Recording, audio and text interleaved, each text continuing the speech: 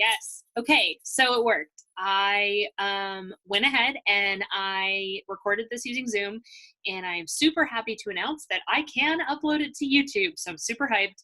And I'm gonna go ahead and record the next section of the notes as well. I think I'm gonna try to get through all the notes. I will break them up so the videos aren't unrealistically long. And you can work through them at your own pace, because I want anyone who has time to get ahead now to have the ability to do this now while they don't have other work. So that is what we are going to do. Let's screen share and let's talk about the Great Ocean Conveyor Belt. Yay. Okay. Also, I just realized that you can see all of my tabs. And yeah, if you're interested in mindfulness exercises, hit me up. Okay. So the Great Ocean Conveyor Belt is basically how all the currents on, like, in the Earth's oceans connect to one another. So we call the oceans, like the Atlantic Ocean and the Pacific Ocean and the Indian Ocean, we act like they're separate, but they're really not separate, okay? They interact with each other a lot. So let's look at the start point. And the start point, you guys are going to be looking down at the bottom of the map by Antarctica, and there is a blue line like leading away from Antarctica, and that is the start. Okay, and the reason it's the start is this is the motor that powers the oceans. So what happens is, as that particular bay in Antarctica freezes, so there's a difference between glacier, fresh water, and sea ice, which is salt water. Salt water is harder to freeze.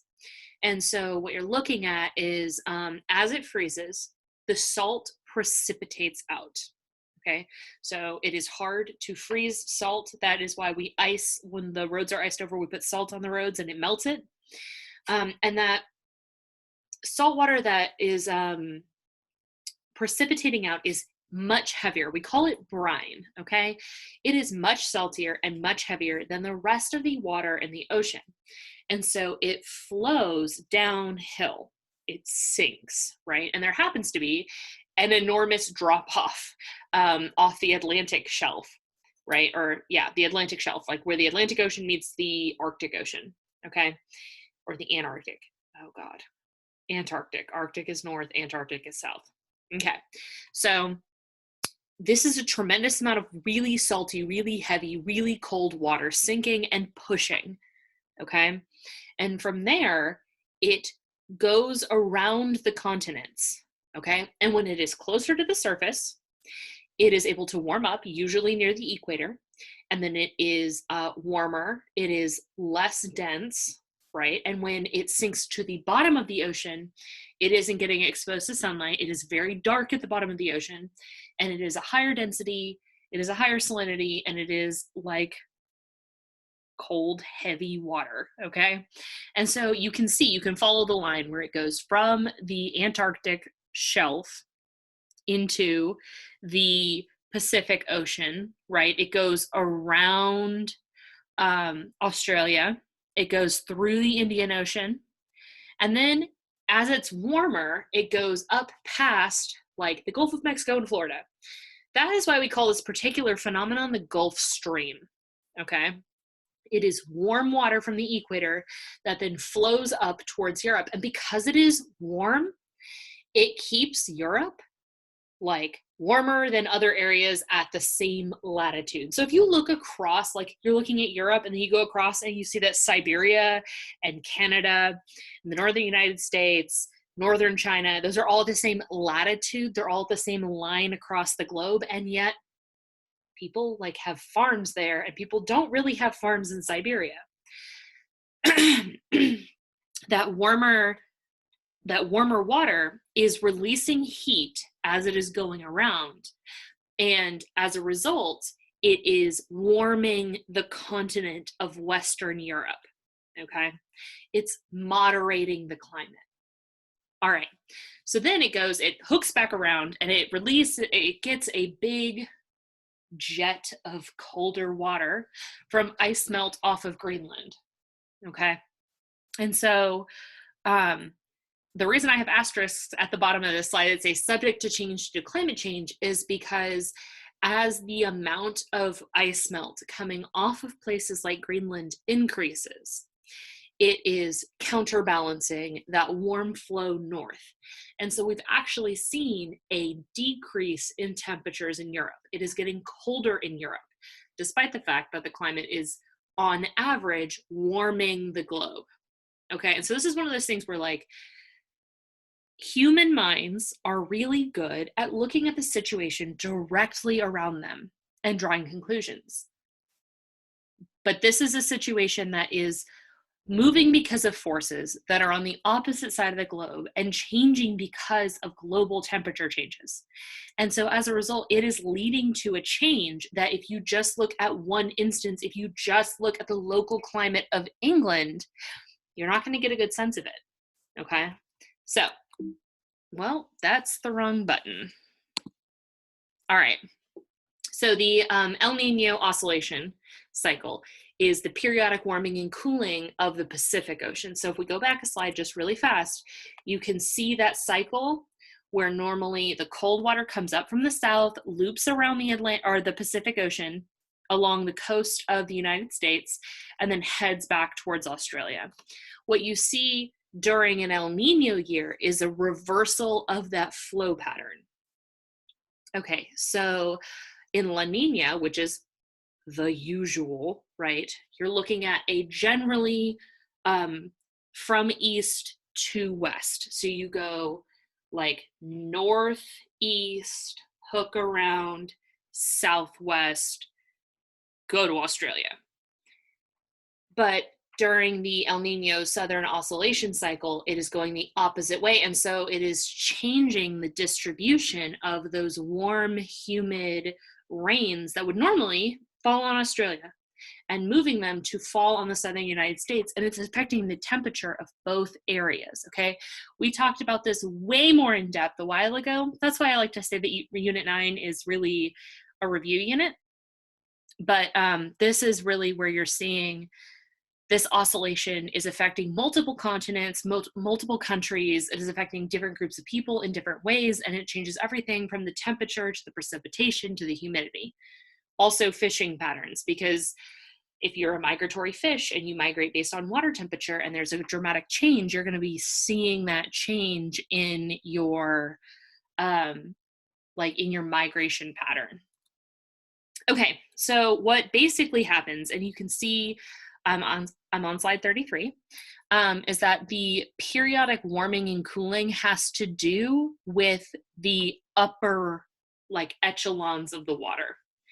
Okay, so the deep water usually upwells on the coast of South America, and then because it hits that, so the incline is increasing, right, as you're going up the continental plate towards South America, and usually almost like Thea will know what I'm talking about, when you're swimming and you do a kick turn, and then you're up in the water after the kick turn, right? When you're looking at an El Nino year, it does the opposite. It goes deeper. It goes from the top of the water, hits the South American continent, and turns under. And it reverses the trade winds. It changes the precipitation patterns. You can see, instead of in a normal year, the warm air rising causing thunderstorms and floods in Australia, it instead causes them in South America, right? And so while we've gone over this in detail before, this is a review of this concept, because I think there's a very good chance that we'll end up on the AP test this year, since they've cut off the later units.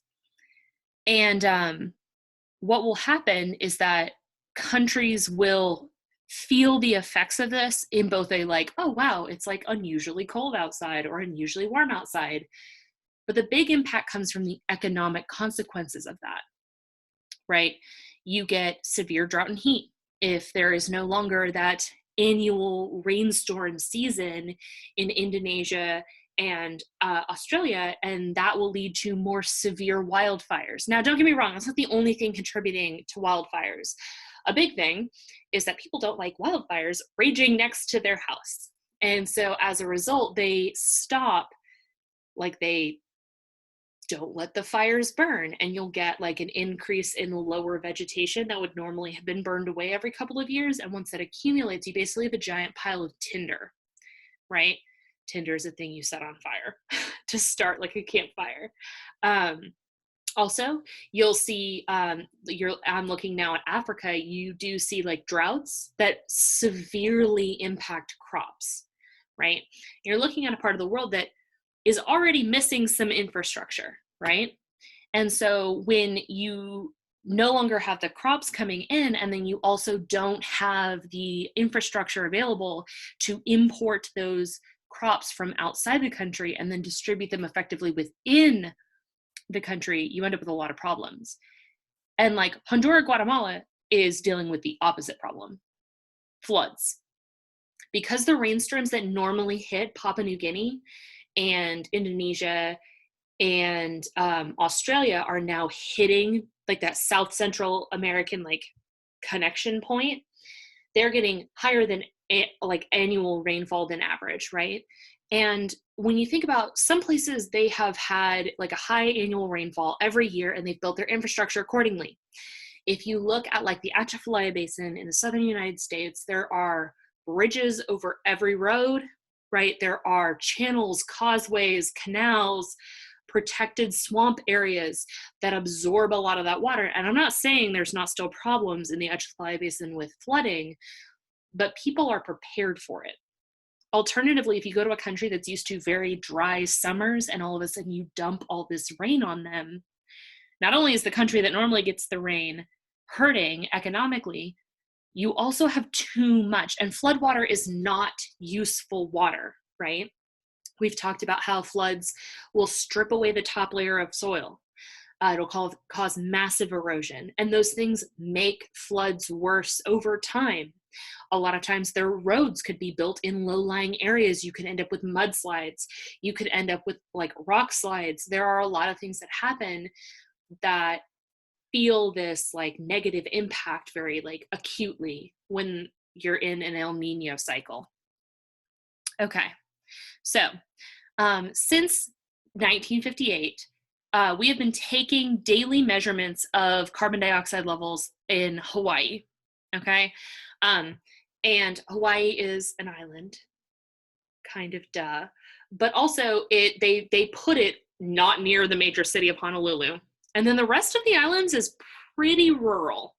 So you are away from the influence of cities where people driving their cars could seriously increase the CO2 levels, like completely ruin your data set.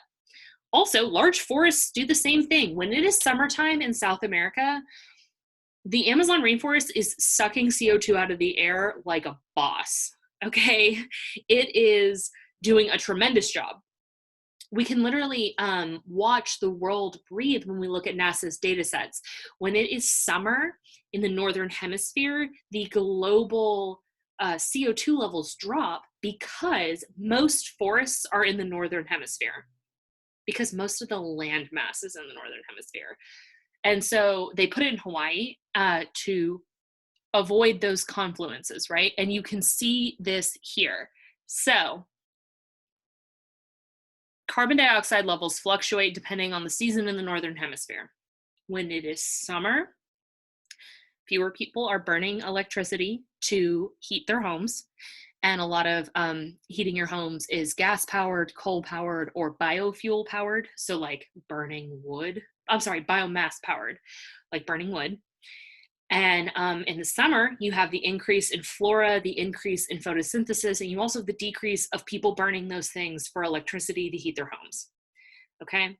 And so what we've seen since 1958, when they started taking these measurements, is that every summer, it goes up a little bit, and every winter, every summer, it goes down a little bit, and every winter, it goes up a bit, but not enough.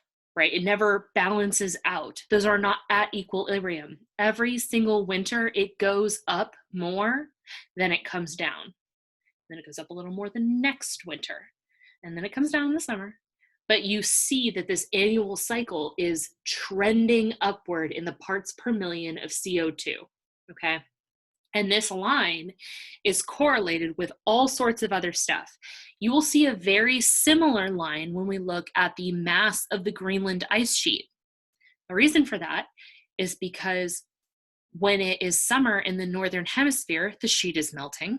And then it's winter and it snows and it builds back up, but not enough, right? And so you'll see the exact same line in reverse, because as the parts per million of CO2 go up, the total volume of the Greenland ice sheet is going down in the same zigzag annual pattern. Okay, so in 1988, which is a hot minute ago, the United Nations set up the Intergovernmental Panel on Climate Change. This is an organization that you should know a little bit about for the AP test. And their goal was to take objective scientific data over a long period of time, okay, assess the future risk and impact, and provide options. And in 2014, which is, again, decades after they were established, they said, warming of the climate system is unequivocal. That means that, like, you can't equivocate it. You can't explain it away, okay?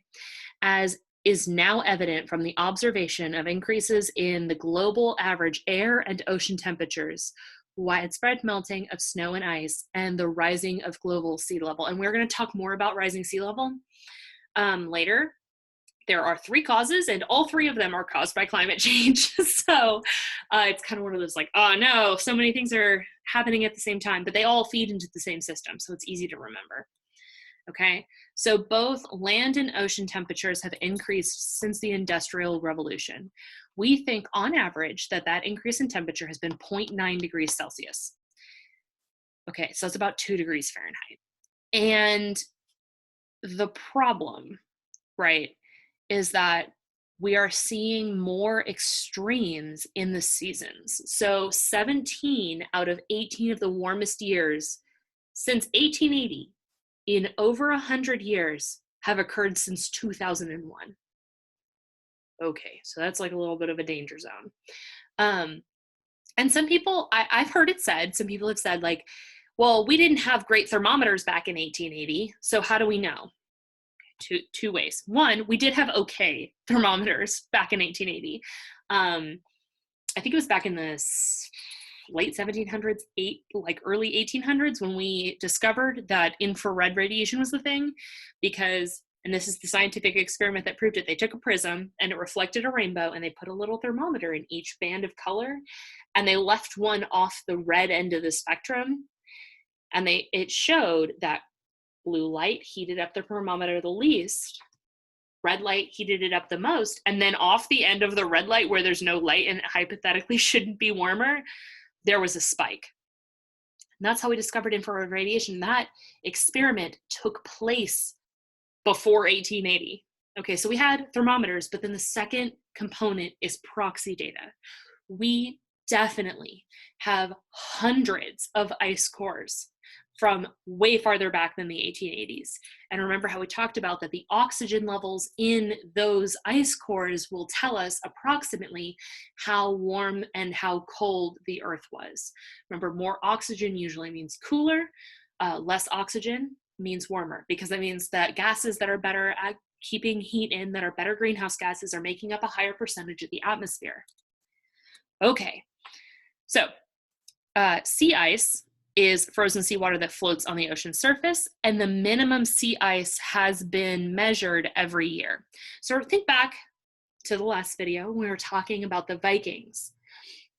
During the medieval warming period, they were able to sail across because there was not very much sea ice, which means they could make the trip to their colonies. There's a rule of thumb that I'm going to butcher, where if where it is really hard to keep a colony, if you can't establish communication, that you can get from one end of your empire to the other in about a month. Okay, if you can't do it in a month, you're going to have a real hard time wrangling the colonists, right? They're going to do their own thing because there's no government, okay? And so we saw during the medieval warming period that those Vikings were able to make it across the Atlantic Ocean because there was low sea ice. And then during the mini ice age, the sea ice came back and they couldn't go back there. And so they abandoned their colonies, okay? Because people just couldn't stay in contact. They couldn't have that communication that leads to having like an interconnected civilization. And we have seen that there has been a steady decrease in sea ice every single September, and that we expect to have a summer slash like summer fall, right? Because this is the northern hemisphere. We're looking at like July through September, where there is no sea ice in the northern hemisphere in about 2030, which is concerning, right? Because that melted water went somewhere. And as I talked about a little bit ago with the Great Ocean Conveyor Belt, you're looking at the fact that that is going to significantly disrupt Europe's climate. Okay, so here's the chart I was saying that is an exact inverse of the CO2 measurements. This is our data about the Greenland mass variation. So most of Greenland's mass that is above sea level is glaciers, fresh water, okay? And it is losing 286 gigatons per year. Holy snap. Like, to me, that is a shocking number.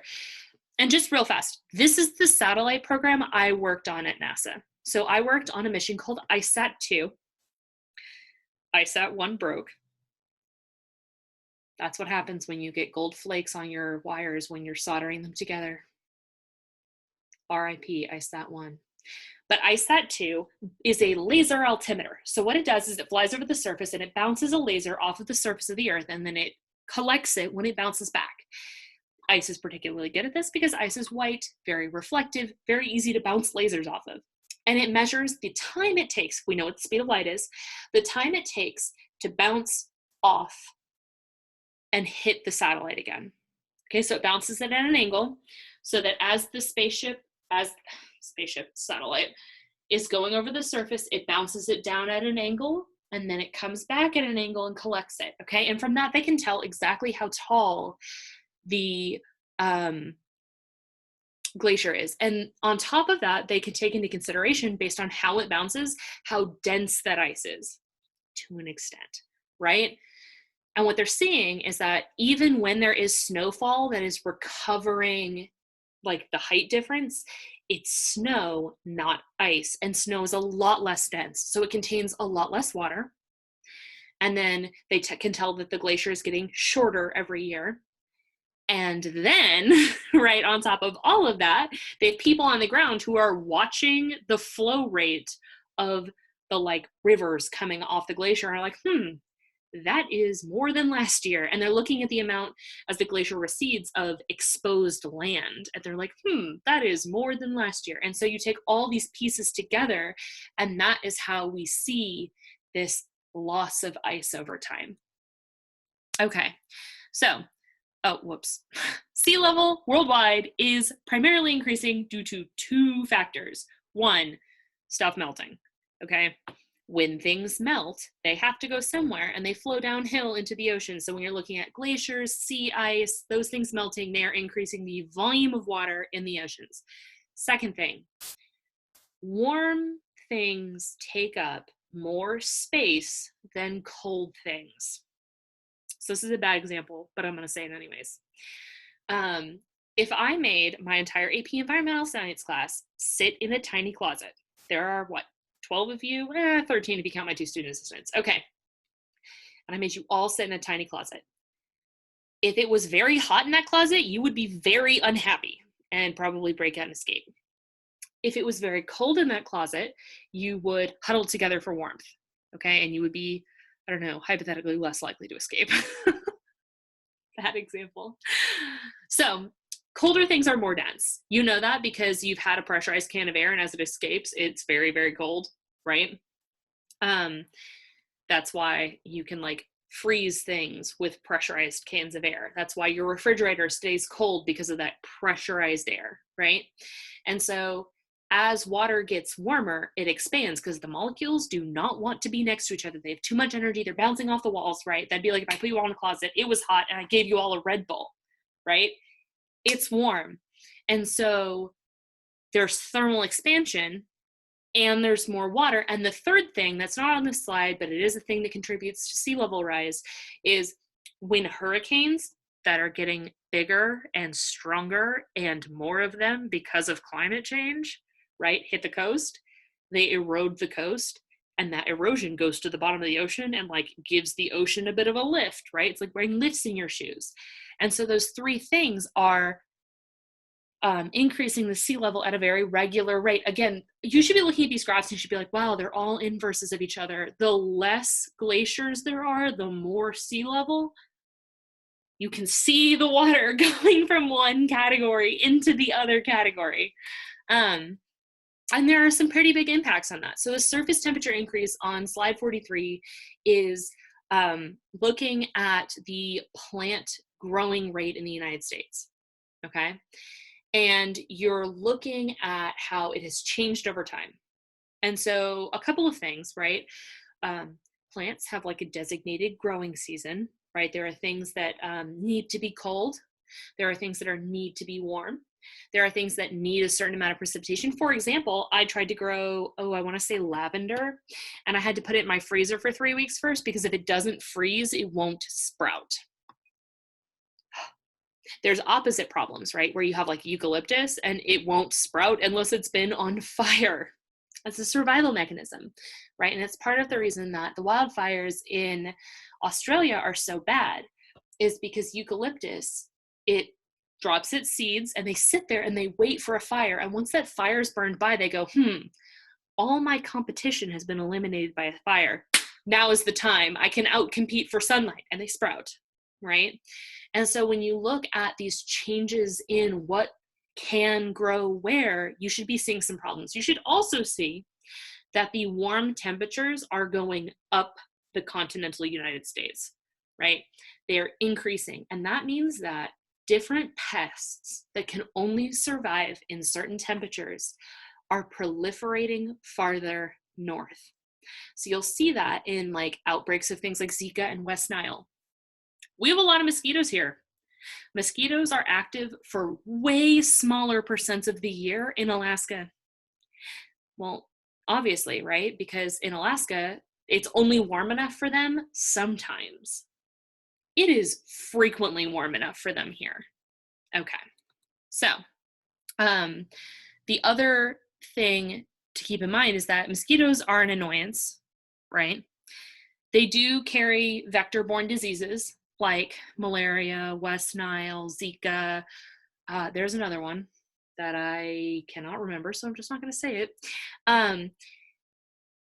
But we're also dealing with a huge influx of molds and beetles that decimate the population of hardwood trees and agricultural crops. Okay, so pine bark beetles started in the Rocky Mountains. Probably somebody brought them with them on a boat from an environment where they had a natural predator, and they got to the United States. This is how an invasive species works. And they went, there's no of that specific bird that eats us. Perfect. And they took over. But they were pretty much reined in by the Rocky Mountains because the Rocky Mountains were so cold they couldn't get over. Okay, so as the climate has warmed, they now can get over and are starting to proliferate the internal United States, like the interior. We're seeing a similar problem with lanternflies in like the Pennsylvania area, which is very known for its hardwood trees. Well, lanternflies can't live when it's super, super cold, but it is getting progressively less cold there every year. And so they will proliferate north. Okay. Another effect of climate change is coral bleaching. Okay. Long story short, the temperature is so different, and the water of the ocean is so much more acidic than it used to be that the coral is stressed out and it's dying of stress, right? So they have like a symbiotic relationship with some algae that live in the water. And because of the CO2 in the atmosphere dissolving, remember we talked about how gases will just dissolve into liquids, right? Because the CO2 is dissolving and then it reacts with the seawater to form carbonic acid or bicarbonate, you're getting this acid reaction that is killing the symbiotic relationship. Okay, so that's thing one. Their symbiotic bacteria is dead, right? Thing two, they are now exposed to acid, not strong acid, but just like, would you want to be in a slightly more acidic environment all the time? Heck no, right? And 3, the temperature is warmer. And the warmer it is, the less dissolved oxygen there is, right? Dissolved oxygen, not good at staying in hot water. Like, really not good at it. If you want a lot of dissolved oxygen in your water, you want cold and turbulent water. You want water that is moving quickly, not full of silt. You don't want something with a high turbidity, but you want fast moving, cold water, lots of oxygen, right? And as we disrupt the flow of seawater around Australia, we're also disrupting their ability to get that highly oxygenated water. So here's the formula for ocean acidification. It was on the AP test last year. So you can say it either way. You can memorize the like CO2 plus H2O plus CO3 leads to 2CO3, right? Or HCO3. You can memorize that. I think it's easier to use their names because I know what carbon dioxide is and I know what water is. All right, and that carbonate ion, carbonate comes from shells, right? Like oysters or clams or coral, right? And those things mix together to make 2 bicarbonate ions, all right? And so to me, that is an easier story to tell myself because I know where the CO2 is coming from, humans. I know where the water's coming from, the ocean. And I know where the carbonate ion is coming from, shells, right? And imagine that you are a cute little snail living in the bottom of the ocean. Well, if the ocean starts using your shell to dissolve like carbonation CO2, you are not going to have a shell and you are not going to have a home. And so, Pacific oysters have not been able to reproduce in the wild since like 2011. And it's because of this. We've had to start to like putting them in a farm and giving them not acidic water or they'll die. They won't be able to reproduce on their own because it is too acidic and too warm for them. Okay. Also, hurricane frequency and intensity has increased since the 1980s. And some of the arguments people make about climate change will be like, you don't know that far back. Okay, we do know 1980s far back. We also know the other one, but like, I understand proxies are hard to understand. No. People with computers have been writing this down since the 80s.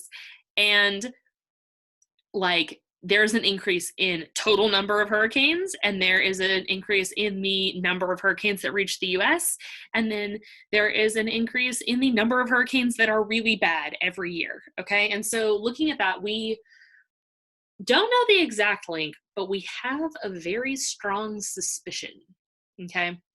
Because we know that hurricanes form because of this. Nope, just kidding. Not because of that, that's a different thing. Okay, we know that hurricanes are caused by really hot water upwelling on the coast of Africa. That water evaporates and condenses into clouds. Hurricanes are solar powered, okay? The hotter it is, the more sunlight they receive, the warmer they are, the more of an engine they have.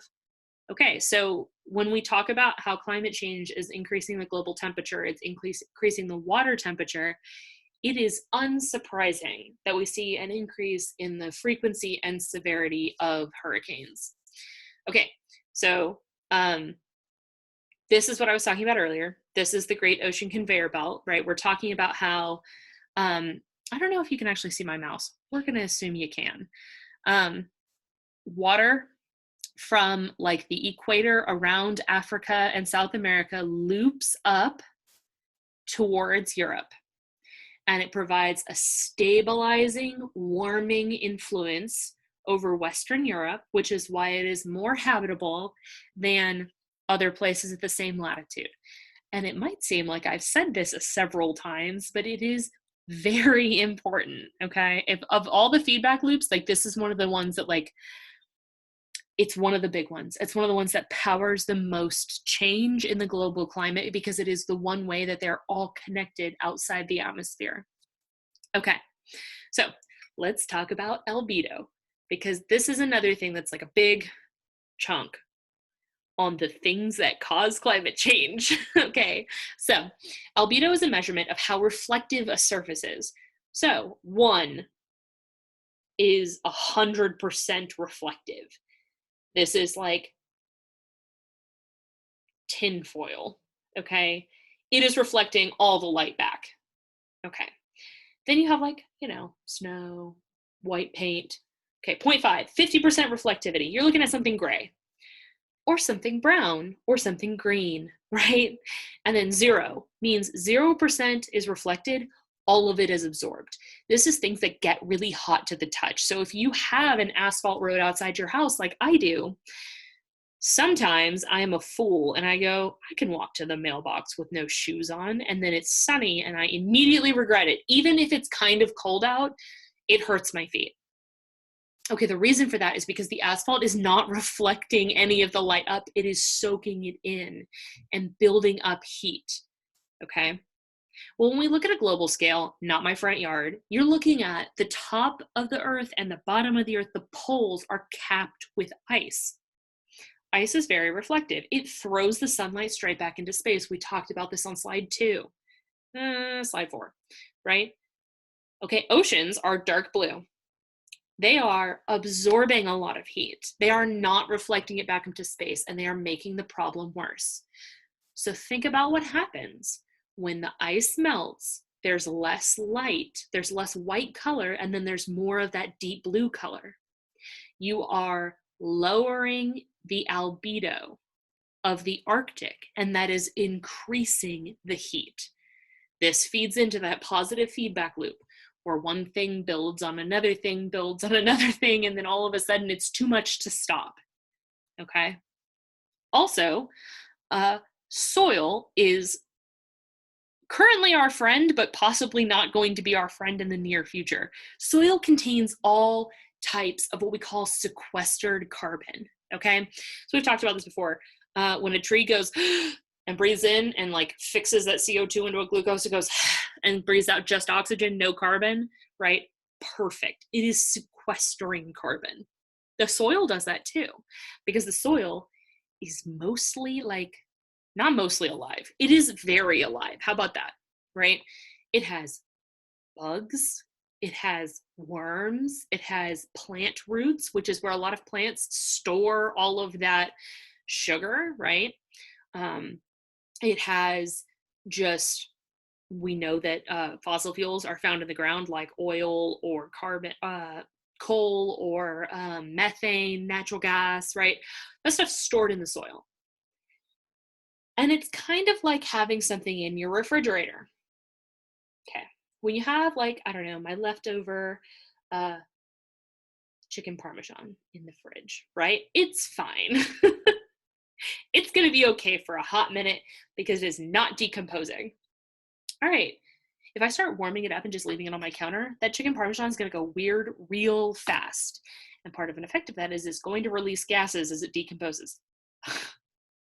Ew. I'm not going to be able to eat my dinner now. Okay.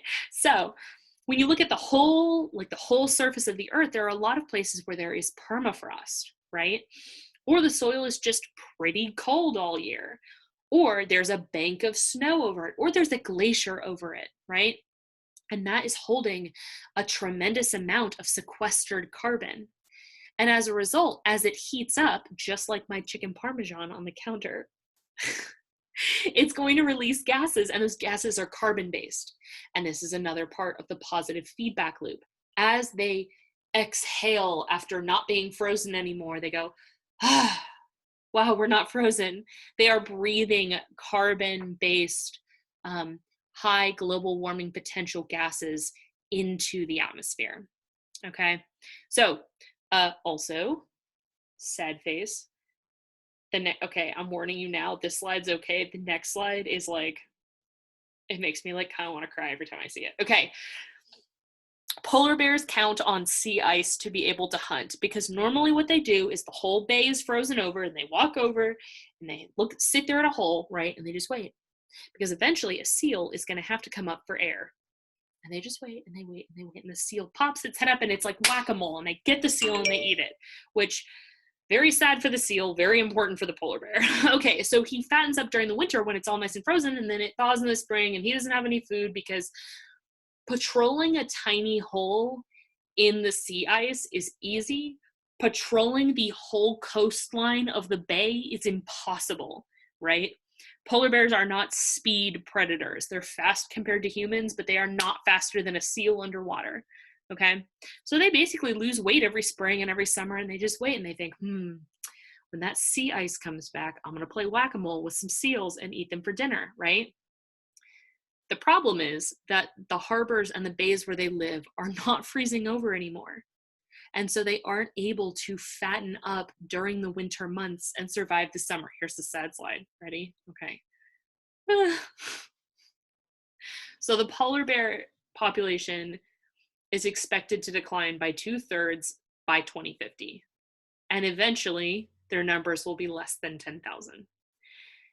And before you're like, why don't we just feed them? You cannot feed a polar bear. Polar bears are not your friend, okay? I think that they are very pretty. They're cool because their fur is basically made of straws. And they use the air trapped in those straws to insulate them when they dive. And it's very cool, right? They are the apex predator of their ecosystem. They provide a huge ecosystem service, right? They control the other populations with their eating habits.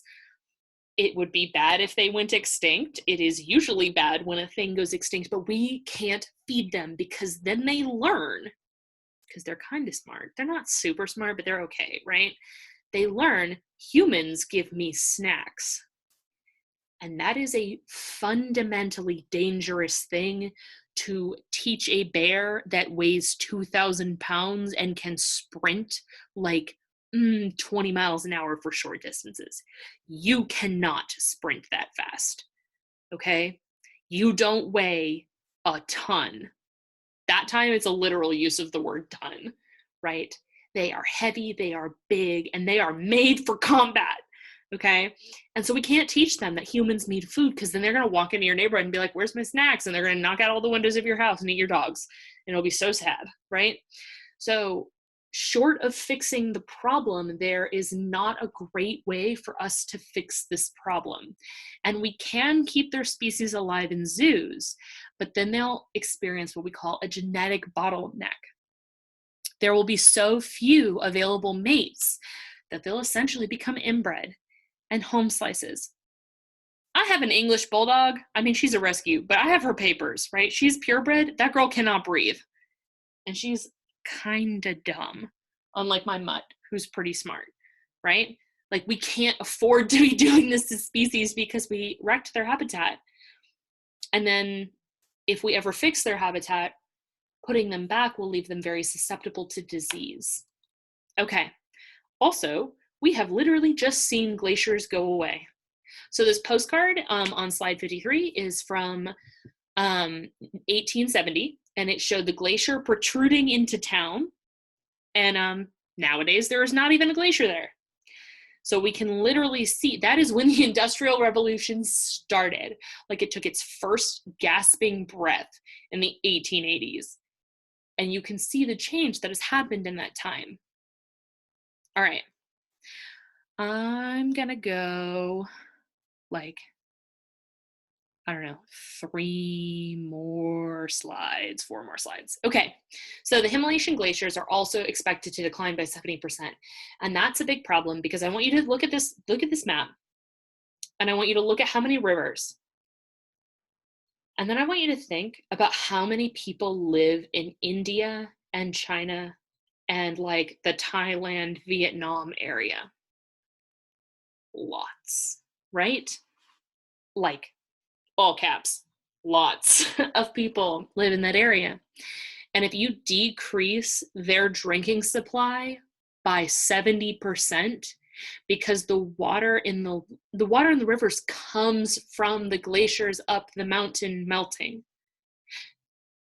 you're already looking at a place that is industrializing, right? Like, it's working on it. They're working as fast as they can to industrialize. But there are still parts of those countries where the roads aren't very good, the electricity access isn't very good, and then you take away their water supply, and then you add in all the social, political tensions of those areas, and it's not setting them up for success. okay? It's not setting them up for stability in the region and the ability to post-industrialize like the United States and Western Europe have. Okay, and so this slide is just, guys, it's the water cycle. The hydrologic cycle means the water cycle. And I just want you to see that that runoff from the mountains is what provides clean water in the form of groundwater, whether that is a lake, a river, a stream, or the water table in the ground, okay? And so more heat in the atmosphere leads to higher rates of evaporation, but then also it's not likely to make it very far inland and be stored in those mountains in the forms of glaciers and ice. Okay, this is what I've been talking about kind of this whole time. The places that are on slide 56 in like the, God, it's like a hideous orange color. It's like kind of greenish orange, right? Those are places that are receiving way less water than usual. And then the dark blue places are the places that are receiving way more water than usual.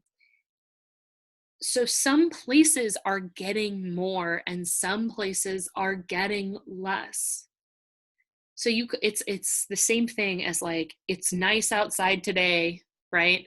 So why would anyone need a jacket? Like it's nice outside today. Honestly, it's like 75 and kind of cloudy. I could probably open the windows and it would do a better job of air conditioning my house than my air conditioner is doing, right? Why would anyone be worried about the climate? Sometimes there are paradoxical effects as the currents in the oceans change, as the atmospheric currents change in response to the ocean currents changing.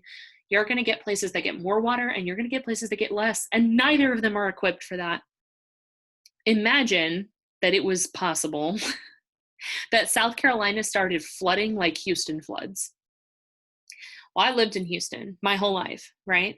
Houston has retention ponds and bayous and creeks.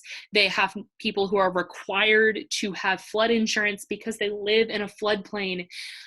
And if you took that to Columbia, South Carolina, they would not be prepared, just the same way that Houston would not be prepared to provide its residents with fresh water if they didn't get their water table replenished with rainfall. So it's just something to keep in mind, right? These effects are going to hit people differently, but it's not anything anyone is really prepared to do.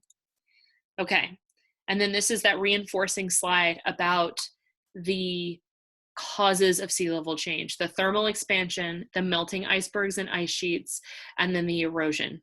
Okay, those are the three main things that cause that change in water level, which people are equally not prepared for, right? Every coastal city doesn't have every river, like high enough bridges over everything, all of their roads elevated, flood and retention centers, desalination plants. I mean, you're looking at a level of infrastructure that we don't have in coastal communities in the United States, and we have money to burn. So you're looking at other countries that are going to be even less prepared for this. All right, and so as sea levels rise, coastal communities are more at risk for erosion. Your house might not be there anymore after the next hurricane, and also the land your house is on is also gone. Whoops, right? Flooding. And then damage to people's homes and roads from the storm surge. And that is dangerous because then emergency services don't have the infrastructure they need to help people who are negatively impacted by that flood, right? Okay, so doom and gloom. But we're going to stop here because I've covered another several slides. And we're going to start on the how do we know that humans are causing climate change and what can we do about it notes in my next video. So I'm going to stop screen sharing and I will upload this to my YouTube video and I will see you guys in the next one. Bye. Oh God. Adios.